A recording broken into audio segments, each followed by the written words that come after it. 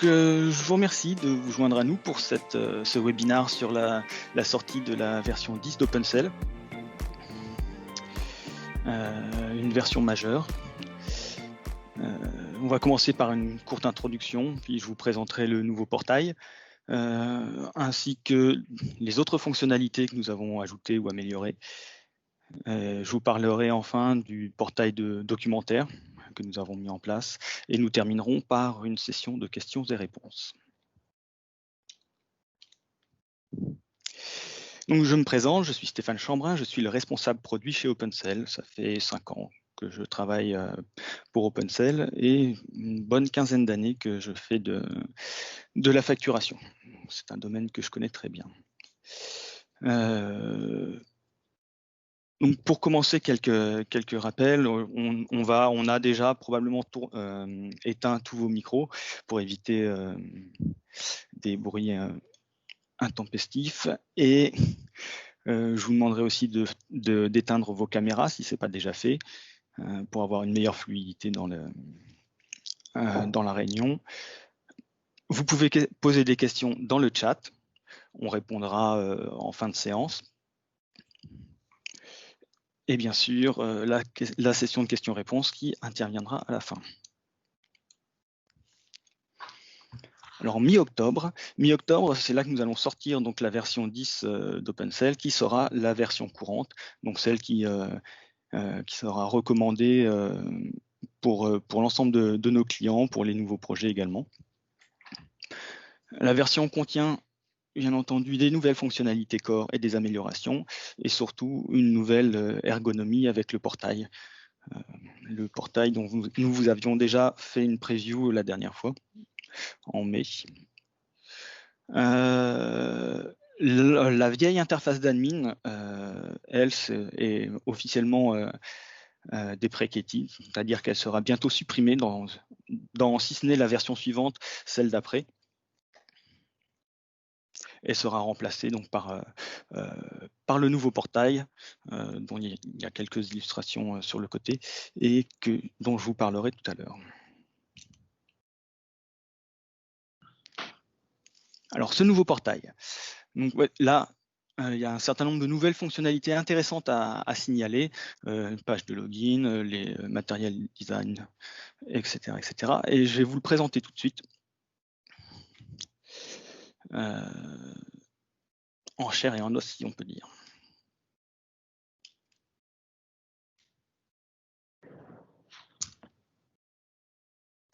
Donc pour commencer, on a une nouvelle page de login. Cette page de login, bon, évidemment, avec la nouvelle charte graphique d'OpenCell. Ce qui est intéressant de noter, c'est que c'est les pages de login intégrées à Keycloak. Donc ce sont les templates de pages de Keycloak. C'est-à-dire que grâce à ça, on bénéficie de toute la puissance de Keycloak. C'est-à-dire, par exemple, ici, on peut enregistrer un nouvel utilisateur. On peut aussi faire de la fédération d'authentification en se connectant à un LDAP. On peut utiliser du OAuth2 et aussi des one-time passwords, donc des choses avec la double authentification avec Google Authenticator, par exemple.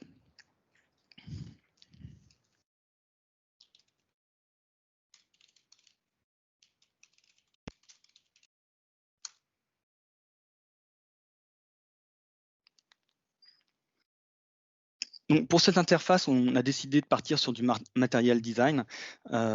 Pourquoi? Parce que ça nous semblait être déjà plutôt dans l'air du temps, et en plus, ça permet d'avoir des interfaces avec une ergonomie simple, à laquelle tout le monde est habitué, parce qu'on connaît tous les produits de Google, et qui permet aussi d'avoir des interfaces qui sont rapides, qui permettent de gérer beaucoup de volumétrie, non seulement grâce à ce design matériel user design, à l'implémentation du portail et les API qui sont derrière, qui sont évidemment paginées, ce qui permet d'avoir vraiment des temps de réponse intéressants.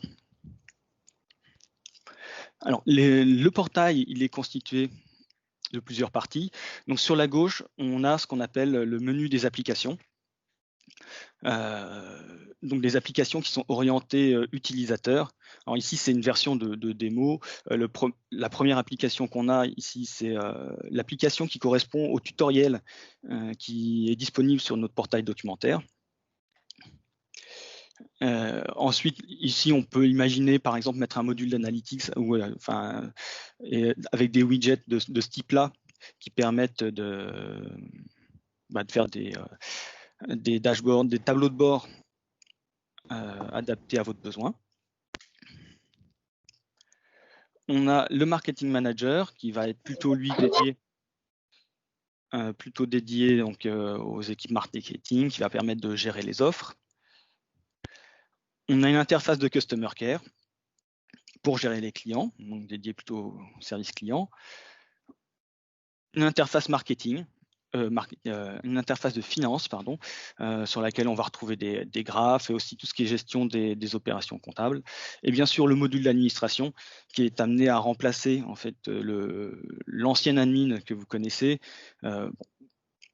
et qui est presque terminé. Alors ça, c'est quelque chose que j'avais rajouté, que je vous présenterai tout à l'heure. Donc je disais, sur la gauche, le menu des applications. Sur chaque application, on a bien sûr un menu avec potentiellement des sous-menus. Et derrière, on va avoir les pages en elles-mêmes qui permettent d'afficher les données. Donc ces pages, elles sont composées de widgets. Donc l'intérêt d'avoir des widgets, c'est d'avoir des pages qui sont modulables. On positionne les widgets comme on le souhaite. Ici, on a un widget de liste. Si on clique sur un des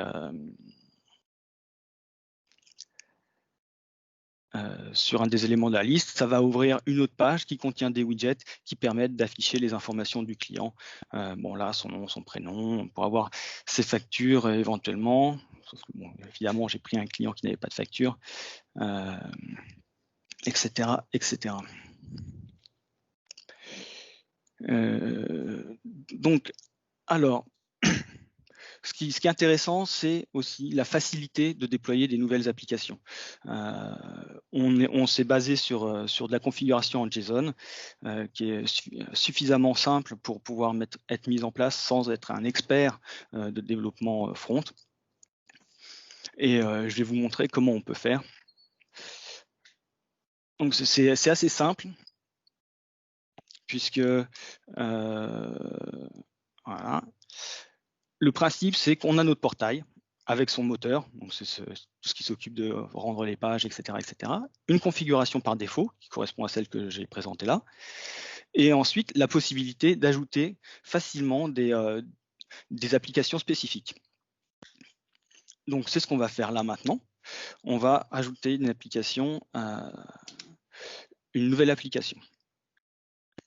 Alors, on peut le faire à partir du portail directement dans cette configuration qu'on a, puisqu'on a déployé le portail dans le serveur d'application OpenCell. Évidemment, si vous déployez le portail à l'extérieur, ce qui sera probablement le cas sur un serveur externe, il faudra passer par ce serveur-là. Mais là, j'en profite pour montrer le widget File Explorer que nous avons intégré au portail et qui permet justement d'aller manipuler les fichiers du déploiement du portail lui-même. Donc ici, c'est les différents modules, les différentes applications que j'ai préalablement importées. Donc c'est des fichiers qui sont relativement simples. Par exemple, celui-ci que je vais vous montrer là. C'est un fichier qui fait une soixantaine de lignes, enfin 70 lignes, qui reprend la configuration de la page. Et donc, je l'ai déjà uploadé, c'est pas la peine que je le fasse. Par contre, j'ai perdu ma session.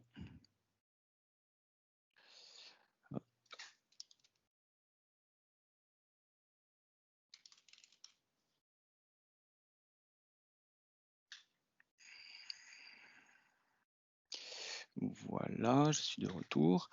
Par contre, ce qu'il faut voir, c'est que, par exemple, moi, je vais rajouter une nouvelle interface que j'ai appelée Secured. Donc, j'ai uploadé le fichier, comme je disais ici, il est là. Par contre, il faut que je déclare cette interface pour qu'elle apparaisse dans le menu. Et ça, bon, ça se fait aussi très simplement, juste en modifiant un fichier qui est là. Et si je dis que je le rajoute ici, j'upload le fichier que je viens de modifier via le File Explorer. Je rafraîchis la page. Et là, ça nous a rajouté une nouvelle interface. Alors là, vous pouvez noter que l'interface, cette application, elle est grisée. Si je clique dessus, il ne se passe rien. C'est parce que cet utilisateur, donc en l'occurrence OpenCellAdmin, n'a pas les droits pour accéder à cette interface. Toutes les interfaces, donc chaque application, chaque menu, chaque composant à l'intérieur d'une page peut être géré par des droits spécifiques, ce qui permet vraiment d'adapter le portail, d'adapter chaque application aux différents profils d'utilisateurs dont vous avez besoin pour vos cas métiers. Donc là, je me déconnecte, je vais prendre un autre utilisateur que j'ai de façon très originale appelée interface, qui lui a accès à cette interface. Donc avec cet utilisateur, j'ai accès à l'interface ici, sécurisée. Ça affiche la page d'accueil. Par contre, ici en dessous, on a une autre page qui, elle, est sécurisée au niveau de la page et donc qui n'est pas accessible par cet utilisateur. Si je me déconnecte et que je prends un autre utilisateur qui s'appelle module. Alors pourquoi est-ce qu'il s'appelle module et pas page? Parce qu'en fait, c'est un peu plus compliqué que ça. C'est que finalement, ici, ça s'appelle des modules. À l'intérieur des modules, il peut y avoir plusieurs pages. On peut gérer la sécurité au niveau des modules et au niveau des pages. Ça, après, c'est le terme technique. Ça nous donne accès à cette page-là, un bouton d'action non sécurisé. Et après, si j'ai un autre utilisateur, si je prends un autre utilisateur qui va avoir, lui, d'autres droits,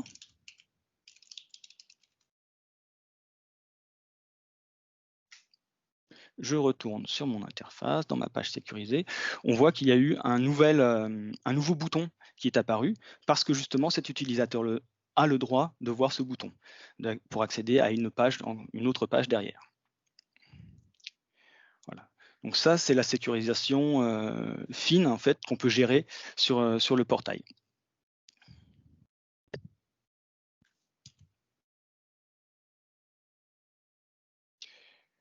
Donc cela conclut la présentation du portail. Et nous allons maintenant passer à la présentation des autres fonctionnalités.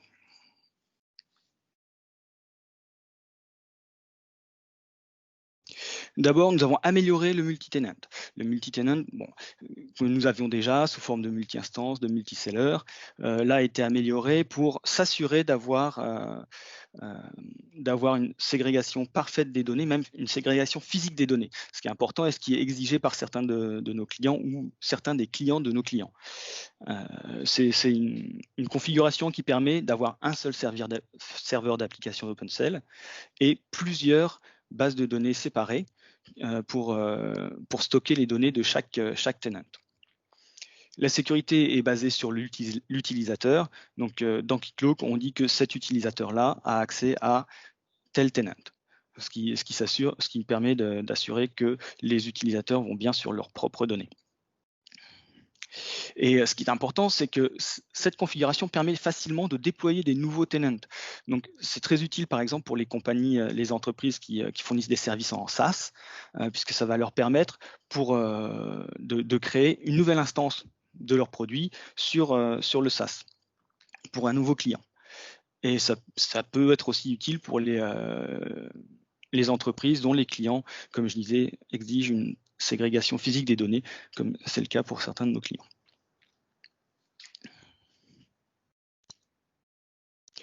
La sécurisation de l'API générique.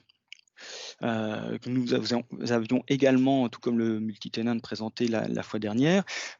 Cette fois-ci, on l'a.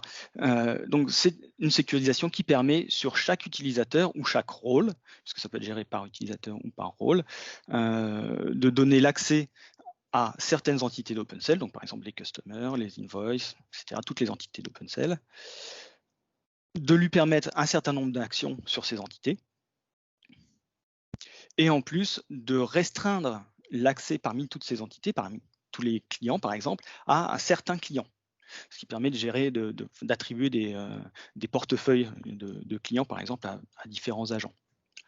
Sur l'illustration à côté, on a un utilisateur qui est un gestionnaire de compte, qui va avoir le droit, lui, aux actions, listes et mises à jour sur les clients, mais uniquement sur ce client-là, avec son numéro de client, ce qui permet donc de très très finement restreindre l'accès aux données et la sécurité d'accès.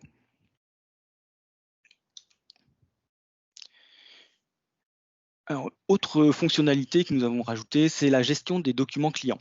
Alors, ça permet de gérer les documents qui ont été téléchargés par le client avec du versionnage, et c'est par exemple ces mandats CEPA, les justificatifs d'identité par exemple, tout ce genre de documents qui peuvent être stockés sur les serveurs d'OpenCell, donc accessibles directement par les API OpenCell, sans avoir besoin d'un système externe. Bien sûr, après, ces documents ils peuvent être rangés dans des catégories, et on peut aussi leur associer des tags pour pouvoir les rechercher plus facilement.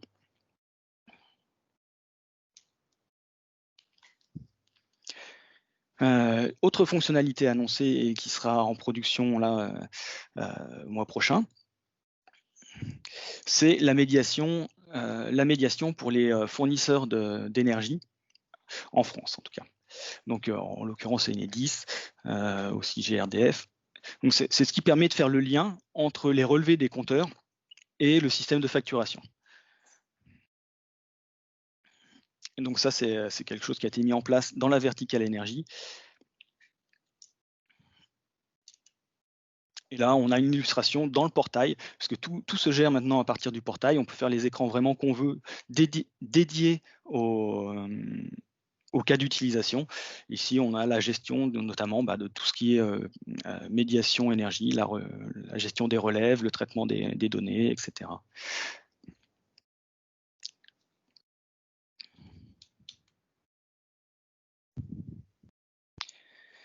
Ensuite, nous avons donc le connecteur Salesforce que nous avons mis à jour. Bon, on a amélioré la synchronisation des données en permettant de l'ajuster plus finement, et aussi nous avons rajouté une interface unifiée dans le connecteur pour communiquer avec OpenCell.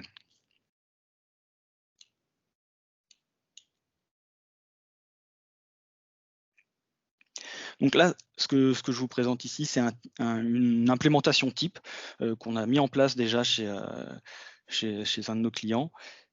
Donc on a OpenCell évidemment et Salesforce. Si je montre avec ma main, ça marche pas très bien, mais on a OpenCell et Salesforce. Dans Salesforce, on installe le connecteur avec son interface de communication avec OpenCell. Et on va aussi ajouter un adaptateur qui va permettre de faire vraiment le lien entre les objets qui sont définis déjà sur Salesforce, dans une installation préexistante de Salesforce, donc qui était peut-être adaptée à d'autres logiciels. Et cette couche d'adapteur va permettre de faire le lien sans couture, on va dire, entre Salesforce et OpenCell, pour avoir la meilleure expérience possible.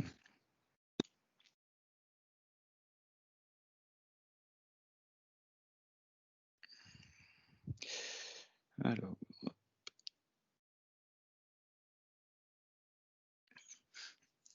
ensuite, nous avons des diverses améliorations de facturation, donc un minimum de facturation amélioré. Donc, minimum de facturation, on l'appelle aussi parfois complément de facturation. Donc c'est le montant qui va être ajouté sur une facture pour atteindre un niveau qui a été contractuellement décidé. Là, on peut le placer à plusieurs niveaux de la hiérarchie, même tout en haut, avec une règle pour savoir sur quelle facture on la positionne, etc. Nous avons aussi amélioré les seuils de facturation. Alors, le seuil de facturation, là, c'est plutôt le seuil en dessous duquel la facture ne sera pas produite. Donc, par exemple, si on pourrait décider de ne pas produire les factures à 0, évidemment, par exemple, ou ne pas produire les factures en dessous d'un certain montant, et d'attendre que le total à facturer atteigne un seuil pour pouvoir déclencher la facturation. Donc on a rajouté des règles de calcul pour avoir plus de flexibilité, et de la même façon, on peut aussi l'appliquer sur plusieurs niveaux de la hiérarchie. Nous avons amélioré le tri natif des éléments de facture, c'est toujours bon à savoir, et ajouter la possibilité aussi de séparer les factures en fonction des moyens de paiement. Parce que on a eu des cas où les clients avaient plusieurs souscriptions, et avec sur chaque souscription un moyen de paiement différent. Alors jusqu'à présent, le moyen de paiement était celui de l'objet Customer Account, le compte payeur. Maintenant, c'est possible d'avoir des moyens de paiement par souscription ou par compte de facturation, et ensuite de automatiquement séparer les factures par moyen de paiement. On a aussi amélioré l'agrégation pré-invoicing, donc avant la facture. Ça permet de créer des agrégats métiers qui vont être réutilisés derrière, un, pour produire la facture, et deux, aussi pour produire les exports, les divers exports, notamment les exports comptables. Ça permet notamment de s'assurer de la cohérence des agrégats sur la facture et sur les exports comptables, et bien sûr ça facilite aussi le travail de la facturation, puisque cette agrégation elle peut être faite au fil de l'eau, et la facturation elle aura moins de travail en fin de mois pour ceux qui ont des cycles mensuels, ce qui permettra de sortir beaucoup plus facilement cette facture. Nous avons aussi apporté quelques améliorations au niveau des paiements. Un nouveau PSP, donc un Ingenico Ogone SEPA. Nous avions déjà la carte, on rajoute le SEPA en standard. À cette occasion, on a amélioré aussi le traitement des fichiers SEPA, donc les fichiers de bordereau de prélèvement et les fichiers de retour des banques. Et comme je le disais tout à l'heure, la possibilité d'ajouter des moyens de paiement par billing account et par souscription.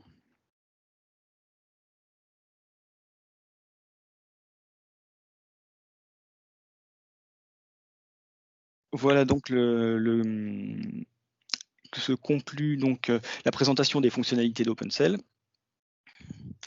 Je voulais tout de même vous toucher un mot sur le nouveau portail documentaire qui sera mis en service progressivement à la fin du mois. Certains d'entre vous y ont déjà accès. Vous allez être contactés les uns et les autres par les équipes de support qui vont vous expliquer comment ça se passe pour la migration d'Assembla vers le portail de support Jira Service Desk et l'accès à la documentation. Donc, je rappelle, la documentation elle est sous Confluence, et elle est présentée à travers un outil qui s'appelle Jira Service Desk, qui permet notamment d'avoir un moteur de recherche plutôt puissant, qui permet de retrouver facilement les informations. Donc voilà, ça, vous devriez y avoir accès très prochainement.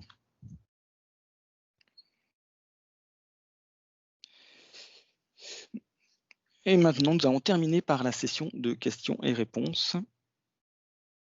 Si vous avez des questions, n'hésitez pas. Alors, il y a eu quelques questions sur le chat.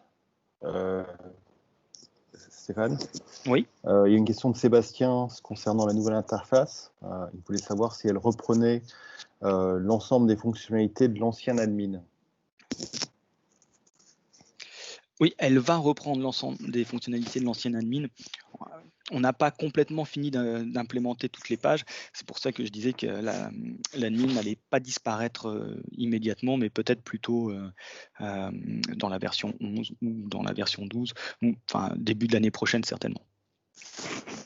Et cette nouvelle admin peut-elle utiliser les filtres sur les API? Les filtres sur les API.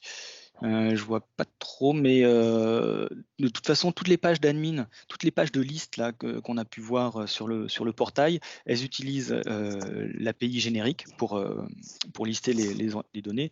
Et cette API, en fait, elle est totalement paginée et filtrable. Donc, je pense, enfin, si ça répond à la question. Nativement avec l'API générique. Nativement, le widget de liste utilise la pagination et la recherche de l'API générique. D'accord. On a une question de Siegfried qui veut savoir si un utilisateur peut avoir accès à tout quand il est connecté ou il doit changer de profil à chaque fois. Je suppose que c'est dans le cadre du portail. Sur le portail, on peut avoir accès à tout. D'ailleurs, l'utilisateur principal que j'utilisais, la OpenCellAdmin, a par défaut accès à tout. Il n'avait pas accès à l'application que j'ai rajoutée, mais c'était voulu. Donc, on peut très bien avoir accès à tout. Ou à rien, éventuellement. Une question un peu corollaire de la part de Omar qui veut savoir si on peut gérer les droits dans une page par widget. Alors, c'est possible. La page n'a pas été encore implémentée. Pour l'instant, il faut gérer les droits dans Keycloak, qui offre une interface d'administration des utilisateurs. Ok. Ensuite, on a eu quelques questions de la part de Mathieu concernant le multi-tenant. Oui. Il voulait savoir comment le multi-tenant était géré au niveau de l'IHM admin. Alors, de toute façon, comme le choix du tenant est déterminé par l'utilisateur, en fait, il n'y a pas d'utilisateur qui va avoir le droit sur tous les tenants. Ça, c'est une première chose à savoir. Et donc, pour l'utilisateur, comment ça se passe? Comme s'il était connecté sur un tenant. Donc, il n'y a rien de particulier à gérer. D'accord. Et une question corollaire de Mathieu aussi, c'était est-ce qu'il y a des changements par rapport à l'API avec le multi-tenant? Par exemple, si on fait une recherche par facture, est-ce qu'OpenCell va savoir à quel tenant on s'adresse? Oui, alors comme de la même façon, en fait, quand on utilise les API, on utilise un utilisateur. Cet utilisateur va être associé à un tenant et l'API va aller chercher uniquement dans ce tenant. C'est d'autant plus facilité techniquement que finalement les données des tenants sont dans des bases de données ou des schémas de bases de données séparés, ce qui permet de vraiment bien orienter justement les requêtes des API qui vont remonter les données. Ouais. Ok. Question de Marie qui veut savoir dans quelle mesure le connecteur Salesforce matche-t-il les champs. Qu'est-ce qui resterait à développer par rapport à une implémentation qui utiliserait les API? Alors ça, je ne saurais pas répondre précisément. Il faudrait peut-être voir en détail quel champ elle pense. Après, comme je disais, ce qu'on fait, c'est qu'on développe à côté un adaptateur qui va faire, c'est des sortes de DTO en fait, qui vont faire le mapping entre les objets de Salesforce et les objets d'OpenCell. Et là, a priori, tout est possible évidemment. Par contre, nativement, je ne sais pas quels sont les champs exactement qui sont mappés. Je ne pourrais pas répondre. Ouais. Ok. Il y avait une question de Jean-David qui voulait savoir s'il y avait déjà un connecteur avec Dynamics CRM. Alors, on a un connecteur avec Dynamics qui n'a pas été remis à jour depuis quelques temps. Si le besoin s'en fait sentir, effectivement, on le mettra à jour en utilisant les mêmes mécanismes que pour le connecteur Salesforce. Mais pour l'instant, le connecteur Dynamics est un connecteur de démonstration. D'accord. Et une question de la part de Omar qui veut savoir quel est le contrôle qui est mis en place pour sécuriser le paiement en SEPA. Je ne sais pas trop comment répondre à ça.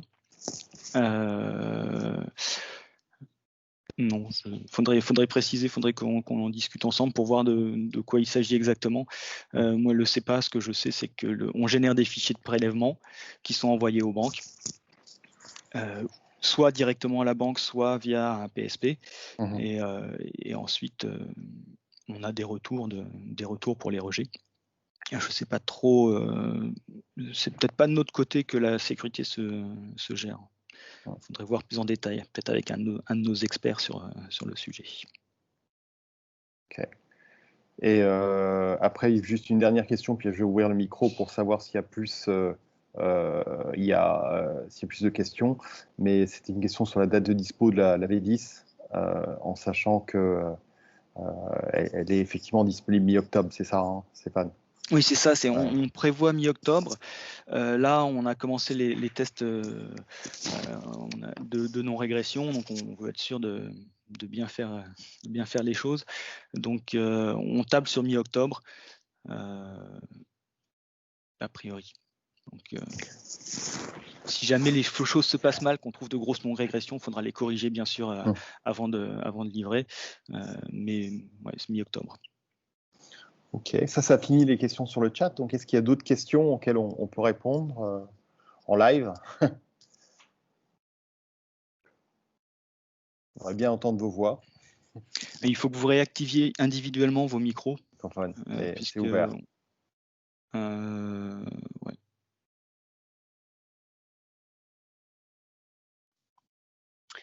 C'est Jean-David qui parle. Alors moi, je connais pas très bien la solution OpenCell, mais j'aurais bien voulu comprendre un petit peu le use case que vous adressiez en fait avec le portail que j'ai vu tout à l'heure au travers des écrans. Le use case entre le customer service. J'aimerais que si vous pouviez juste me raconter un peu l'histoire entre un client qui appelle et qu'est-ce qui se passe derrière en fait. Quels sont les acteurs, qui fait quoi et qu'est-ce qu'il demande, par exemple, et comment est-ce qu'on peut lui répondre? Alors, par exemple, sur l'application Customer Care, Ouais, elle va permettre d'afficher toutes les données du client. Donc, ses données d'accord, personnelles, les données de facturation, ses usages en cours, etc. Donc, c'est d'accord, vraiment quelqu'un qui appelle le service client, qui comprend pas sa facture, par exemple, ou qui voudrait faire changer ses données personnelles si c'est pas possible via un self-care. Self-care que nous avons aussi par ailleurs. Implémenté notamment en un mois chez un de nos clients. mhm, Voilà, c'est un peu ce use case-là. C'est vraiment le cas typique d'accord. d'un appel au service client, en fait. Alors, pour compléter, moi, de ce que je connais des solutions de Customer Care, quand la personne appelle, son numéro est automatiquement identifié Mm. et derrière, on voit immédiatement toutes ces informations. Est-ce qu'on Ah oui. parle de la même chose ou On n'a pas ce genre pas de connecteur encore? de connexion, là. Ça pourrait être envisagé, évidemment, mais pour l'instant, on n'a pas eu Parce que besoin. quand je vois que vous avez le connecteur avec Salesforce, Ouais. je sais qu'il existe en fait des connecteurs entre la téléphonie et Salesforce Mm.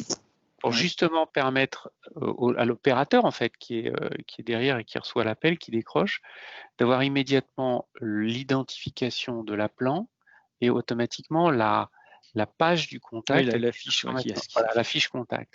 Et donc je pensais en fait que c'était ce connecteur-là dont vous parliez quand je l'ai vu avec OpenCell.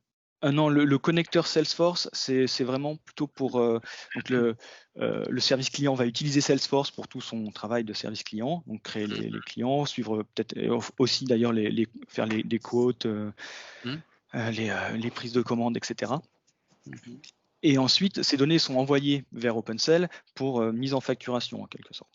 Mhm. Mhm. C'est plus dans ce sens-là que c'est utilisé. D'accord. Ouais, on n'a pas donc de connecteur avec pour avoir justement l'identification automatique du client.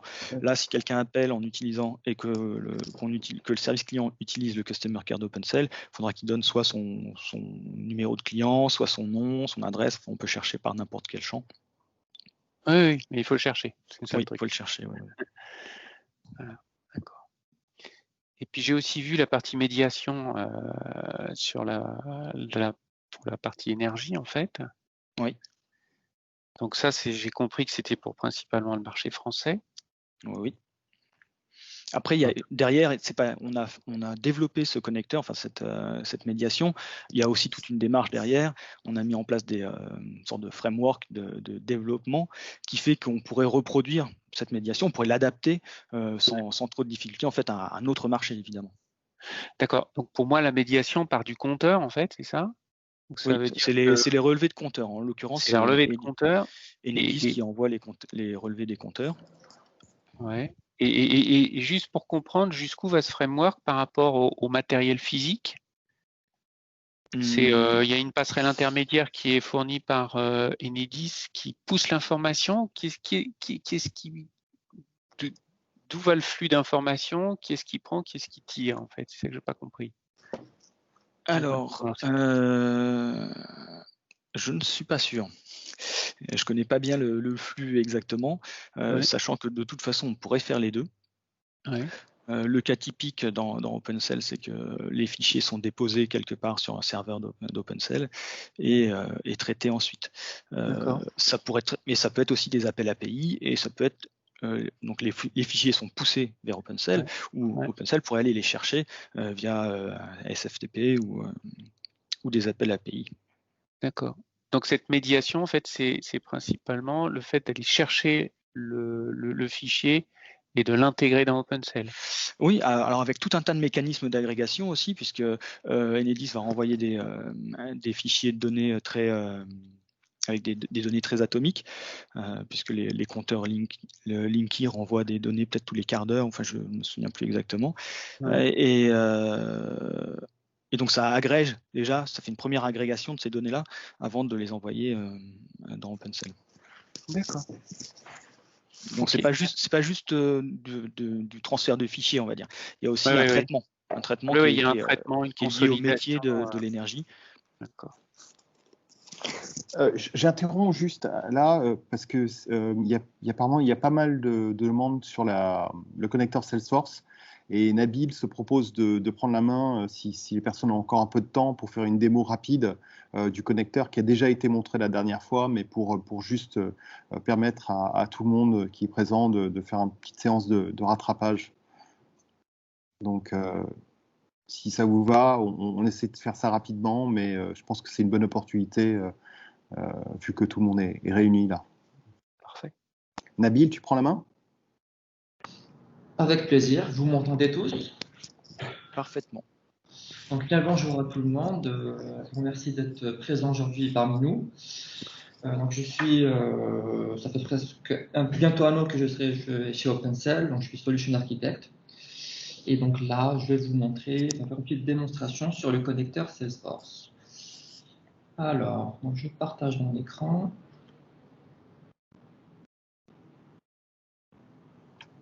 Est-ce que vous voyez tous mon écran? Stéphane? Oui, je vois ton écran. Ok, super. Donc là, c'est l'interface de Salesforce. Sur Salesforce, donc on a notre propre connecteur, donc notre package à nous. Donc là, je suis sur la home page d'OpenCell, donc dans notre package.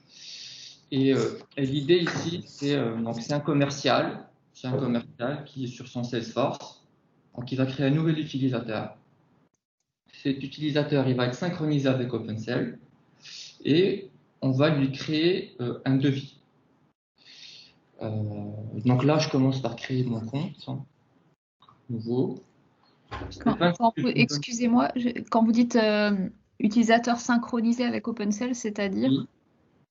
Ben, c'est-à-dire qu'ici, donc on a cet objet Salesforce qui est account, et à sa création, il sera traduit par des objets customer côté OpenCell. Ok. Voilà. Donc là, je commence par créer le client. On peut n'importe quel nom, OpenOrg. Voilà. Je renseigne l'adresse mail. OpenOrg.com.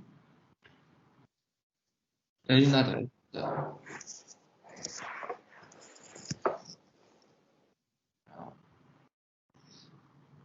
75 000 Paris. Après, je ne vais pas remplir tous les champs, mais l'idée, voilà, donc il y a quelques champs que je dois remplir qui sont essentiels pour OpenCL. Je sauvegarde.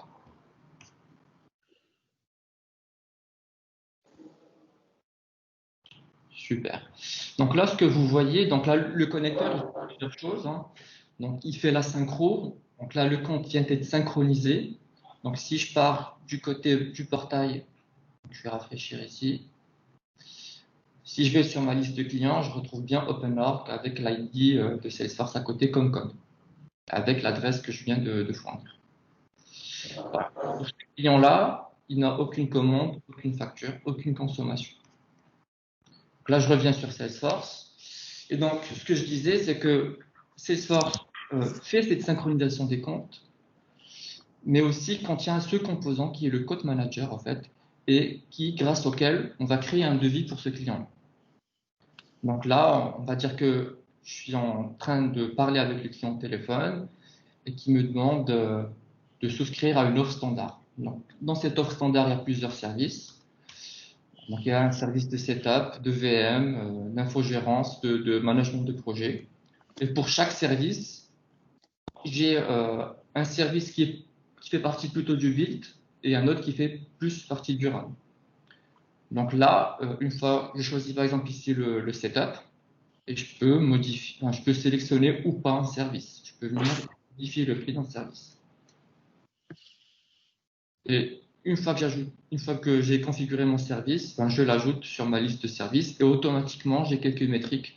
Donc sur le MRR et sur le monthly recurring revenue, donc combien je vais gagner tous les mois en gros, et le total contracted value, donc combien je vais gagner sur la totalité de mon devis. Donc là, je vais prendre un autre service, donc je peux désélectionner celui-là. J'ai choisi une VM 8 cœurs, 12 Go de RAM, 500 en disque dur. Voilà, j'ajoute, tac, ça vient dans la liste en dessous. Je prends un service d'infogérance. Donc là, il y a des désélections automatiques qui sont faites. Donc il y a une incompatibilité entre les services qui est automatiquement gérée. Donc j'ajoute, voilà, tac, et j'ajoute du management de projet. Là, j'ai mon récapitulatif. Je peux venir et supprimer le management de projet. Par exemple, je l'ai ajouté par erreur. Voilà. Donc là, je suis sur mon devis. Je sauvegarde. Je génère le PDF du devis. Et donc, je dois le retrouver en bas. Voilà, il est là. Il vient d'être créé. Donc, on va aller le consulter. Donc là, ce qui s'est passé, ce qu'a fait le connecteur, du coup, c'est qu'il a communiqué avec OpenCell pour envoyer les devis, pour générer automatiquement le template du devis. Donc là, on va aller voir dans les attachements. Voilà. Donc le connecteur, il fait tout ça. Donc là, on a bien notre devis qui a été généré par OpenCL, qui a été synchronisé sur Salesforce. Et voilà. Donc là, on retrouve bien nos services de build et de run que je viens de configurer. Donc là, ce qui va se passer après, donc là, j'ai généré le devis, je peux l'envoyer au client. Donc send to customer. Donc là, le statut, il est en attente de validation client. Et on va dire que le client, il accepte ce devis-là. Une fois que le devis est accepté, donc là, ce que va faire le connecteur, c'est qu'on va le traduire en un bon de commande. Donc, on a un order, et cet order-là va activer la souscription sous-jacente. Voilà. Donc là, ça a été envoyé. Donc, cet envoi, il va automatiquement lancer une première facturation. Cette facturation porte sur les services du build, donc c'est facture d'acompte, et ça sera les 30% d'acompte pour le build. Donc là, si je vais du côté des factures,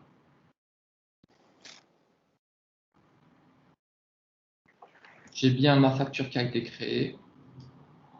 Je rentre dedans, j'essaie de récupérer le PDF, et j'ai bien ma facture d'acompte des premiers 30%. Donc là, je suis sur OpenCell, le commercial, il passe la main à un sales admin, quelqu'un du customer care, qui va venir ici pour suivre la souscription du client. Là, je rafraîchis, encore une fois. Je me reconnecte, voilà. Donc, je suis sur mon client, OpenOR que je viens de créer. Je rentre dedans. J'ai bien mon bon de commande qui est à 30%. Et je retrouve bien ma facture que j'ai générée précédemment. Donc là, ce qu'on va faire, c'est qu'on va avancer cette commande-là pour qu'elle passe aux 60%. Donc les 30%, 60% et 100% sont configurés directement dans OpenCell. La commande est à 60%. Là, je vais facturer ces nouveaux 30% d'acompte. Je génère ma facture, je confirme. Voilà. Et je la retrouve bien ici. Donc voilà, c'est la bite. Je viens ici et je la télécharge. Tac. On peut la consulter. Donc c'est encore le même montant, c'est les 30% du build. Je reviens sur mon portail. Là, je fais passer ma commande au 100%, pardon. Et une fois que ça arrive au 100%, il y a automatiquement des consommations sur les services du run qui démarrent. Donc je reviens sur mon client, je procède à la facturation. Tac, je confirme. Voilà. Et là, donc vous voyez que le montant il est de 711 €. Et si je consulte ma facture, j'ai le détail des services facturés. Voilà, donc on a notre VM, notre RAM, notre CPU, notre infogérance, etc. Donc tout ce que j'ai choisi tout à l'heure avec un recap des acomptes des factures précédentes.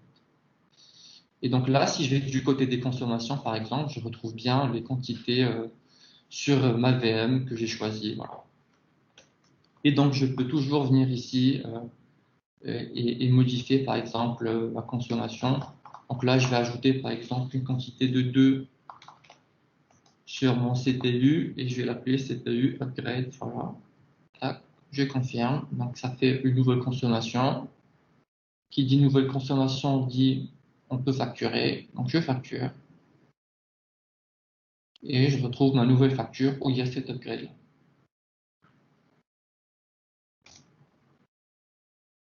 Voilà. C'est le libellé que j'ai oublié de préciser. Donc, on peut avoir ce niveau de finesse sur les templates de facture. Donc là, je vous ai présenté en gros la fiche client avec ses commandes, ses factures, ses consommations. Donc, on peut consulter directement les commandes. On a ici les différents statuts, donc les commandes qui sont toujours à 30, d'autres à 60, les autres à 100%. On peut consulter directement les factures aussi. On a un statut sur les factures. Donc là, elles sont générées. On peut avoir un statut payé, non payé, voilà. Et tout ça, comme l'a précisé Stéphane Chambrin dans sa présentation, tout ça est configurable. Tout ça, on peut le mettre en fonction des besoins clients pour qu'il soit très adapté spécifiquement aux besoins clients avec des fichiers JSON. C'est un fichier de paramétrage qu'on injecte là et qui nous sort tout ça. Voilà, voilà. Si vous avez des questions, n'hésitez pas. Je serais ravi de vous répondre.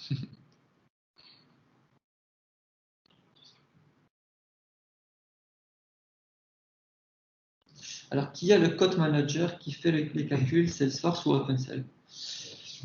Ah, il y a une question. Ce connecteur est dispo dans les versions précédentes d'OpenCell. Non, Stéphane. Il y a une version qui a été lancée, mais je n'ai pas le numéro de version en tête. Donc ici, il y a une amélioration du connecteur qui est déjà en place. Ouais, c'est une amélioration. Avec la version 10, le connecteur est déjà disponible sur la version 9. D'ailleurs, sur un des projets que nous avons mis en place récemment, c'est bien sur la version 9 qu'il a été déployé. Mais ce ne sera pas la dernière version du connecteur. Alors, deuxième question, qui a le code manager qui fait les calculs Salesforce ou OpenCell? Donc, le code manager, ce qu'il fait en fait, donc il y a un catalogue, donc c'est un catalogue commercial qui se passe sur le catalogue d'OpenCell. Donc, ces règles d'inclusion, d'exclusion, donc en partie qui sont gérées sur OpenCell et d'autres qui sont gérées directement depuis Salesforce. Donc, on peut avoir les deux comportements en fait. Ça dépend où on veut mettre la logique. Et derrière, donc une fois que les services sont correctement configurés sur le connecteur, on fait cet appel sur OpenCell pour créer l'ordre. Et c'est OpenCell qui derrière gère toute la complexité de calcul. est-ce qu'OpenCell fait juste la génération du PDF à partir du template ou plus? Non, il fait plus. Donc, il génère le template, il fait les calculs, il génère tout ça. Enfin, toute la complexité liée à la facturation, c'est OpenCell qui gère. Salesforce, ici, donc le connecteur se limite à créer le bon ordre. Et OpenCell fait tout le reste. Et donc, ce qu'il faut garder en tête, c'est que ce connecteur-là, c'est un produit OpenCell sur Salesforce. Voilà. C'est pas du paramétrage Salesforce classique, mais c'est bien un produit d'OpenCell sur Salesforce.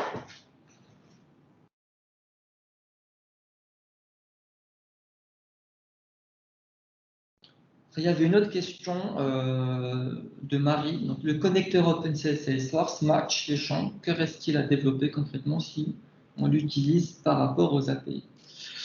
Donc, ce qu'il faudrait savoir, c'est déjà OpenCell a une API qui est assez riche, mais on peut toujours exposer de nouveaux services grâce aux inbound requests.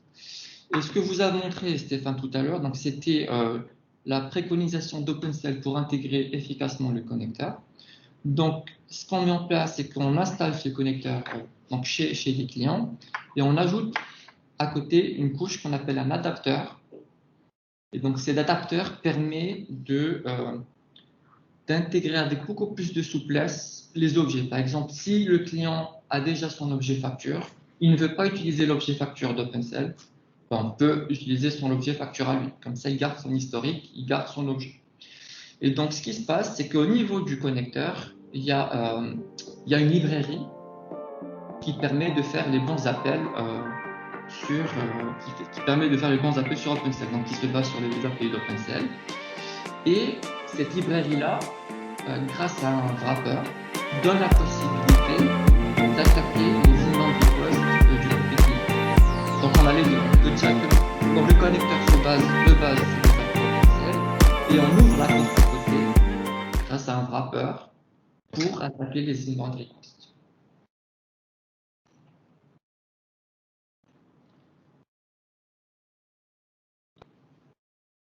Voilà.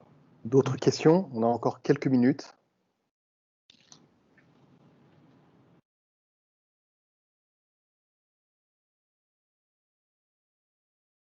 Bon. Bonjour, si vous permettez Stéphane, vous m'entendez? Ouais. Oui, c'est Rachid Etazad d'OpenCell. C'est juste pour répondre à la question de Omar sur la sécurisation des paiements SEPA. Donc rapidement, en fait, il y a deux façons d'utiliser ce mode de paiement via le PSP. Soit les infos clients sont saisis côté OpenCell et envoyés au PSP via des appels API sécurisés par Auth 2.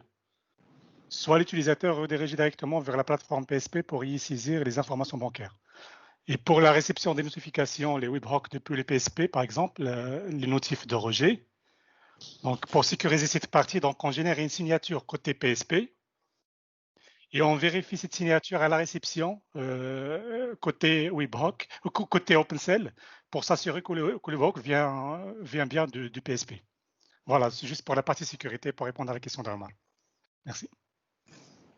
Merci Rachid. Merci Rachid. Donc, on a une question de Catherine qui nous demande si on prévoit de synchroniser les catalogues. Oui, hein, Nabil, tu vas me confirmer, mais donc on prévoit bien une synchronisation des catalogues. On prévoit en tout cas l'exposition du catalogue OpenCell dans Salesforce et notamment du catalogue commercial qui sera mis en place avec le futur CPQ que nous allons développer d'ici la fin de l'année. Tout à fait, je confirme. Donc, il y aura bien une synchronisation du. Et bien sûr, donc Marie, nous enverrons un lien vers la vidéo dans les prochains jours. Elle sera publiée sur le site même. En plus. Voilà.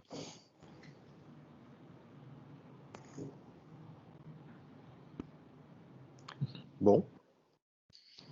Alors, s'il n'y a plus de questions, je vous propose de conclure.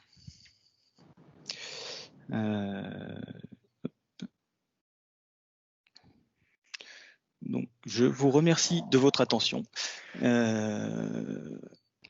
OpenCell, vous recevrez une notification, bien entendu, quand la version sera disponible, mi-octobre. et nous avons hâte de la mettre en place chez vous. Merci beaucoup et bonne fin de journée. Merci Stéphane. Merci Stéphane. Merci, au revoir. Merci, bonne journée à tous. Merci.